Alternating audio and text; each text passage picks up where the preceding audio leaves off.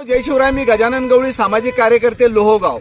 मित्रांनो, हा रस्ता आहे घाट नांद्रा घाट ते खान्देशमध्ये जाण्याचा. कन्नड तालुक्यातील कोणताही व्यक्ती असू द्या किंवा सिल्लोडमधील कोणताही व्यक्ती असू द्या, ज्याला कोणाला खान्देशमध्ये जळगाव पाचोरा या ठिकाणी जायचं असेल तर त्याला या रस्त्याशिवाय पर्याय नाही. आणि मित्रांनो, तुम्हाला सांगायचंय, या रस्त्यावर हे पडलेला आहे खडीचा ढीग, हा पावसामुळे या रस्त्यावर वाहून आलेला आहे. आणि हा ढीग जवळपास 2 वर्षापासून या ठिकाणी पडलेला आहे. पण कोणताही शासकीय इंजिनियर यांनी कधी म्हणलं नाही या रस्त्यावर एक खराब काम झालेलं आहे म्हणून. मित्रांनो, या ठिकाणी प्रशासन कोणत्या पद्धतीनं काम करतंय, लोकप्रतिनिधी कोणत्या पद्धतीनं काम करताय, या ठिकाणी कोणताही म्हणजे त्याचा कोणी पत्ता लागलेला नाही. मित्रांनो, आपण अनेक जणांना निवडून दिलंय. या ठिकाणी आपल्या तालुक्याचे, कन्नड तालुक्याचे आमदार असू द्या किंवा सिल्लोड तालुक्याचे अब्दुल सत्तार आमदार असू द्या, या लोकांनी या घाटासाठी आतापर्यंत काही केलेलं नाही. आपण यांना निवडून का देतो? तालुक्याचा विकास झाला पाहिजे, गावखेड्याचा विकास झाला पाहिजे, लोकांना सुविधा मिळाल्या पाहिजे, यासाठी आपण बदलून आमदार निवडून देतो.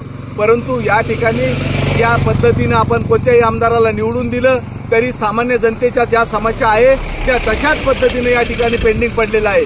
म्हणून मी विनंती करतोय मित्रांनो, आपण जनसामान्य कुठेतरी आवाज उठवल्याशिवाय या ठिकाणी काहीही मार्गी लागणार नाही.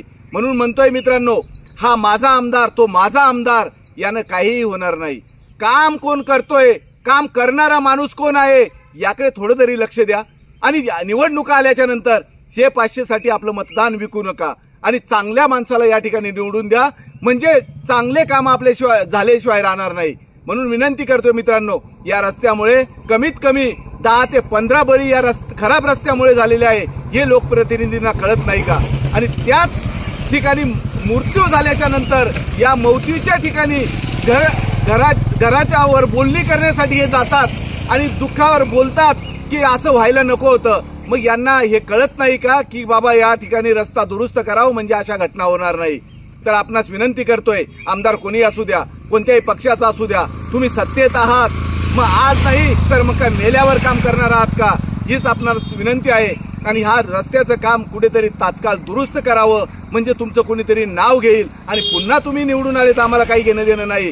पण तुम्ही कामं करा आणि पुन्हा निवडून या, यात कुठेही काही शंका राहणार नाही. म्हणून आपणास विनंती करतोय, हा मृत्यूचा सापळा बनलेला रस्ता दुरुस्त करावा, एवढीच आपणास विनंती करतोय आणि थांबतोय. धन्यवाद.